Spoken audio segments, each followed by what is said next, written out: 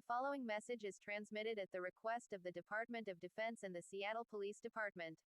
At 4:20 p.m. Pacific Standard Time, a large presence of Soviet troops was reported at the docks near the King Dome in the Alaskan Way Viaduct. A U.S. Air Force aircraft confirmed the presence of 2 regiments of Soviet armored infantry moving towards the Interstate 90 bridge. Their immediate intention appears to be the capture of Seattle and the surrounding suburbs.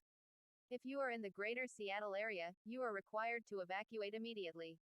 All residents that remain do so at their own risk. The following areas must also evacuate immediately: Western King County and Western Washington, including Seattle and northwestern Pierce County in Western Washington.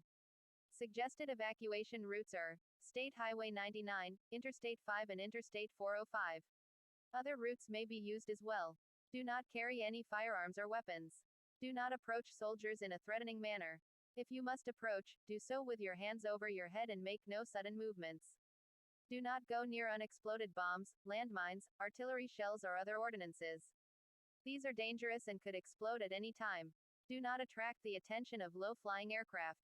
Again, at 4:20 p.m. Pacific Standard Time, a large presence of Soviet troops was reported unloading at the docks near the King. They are moving towards the Interstate 90 bridge. Stay tuned to this station or other media outlets for more information as this situation develops.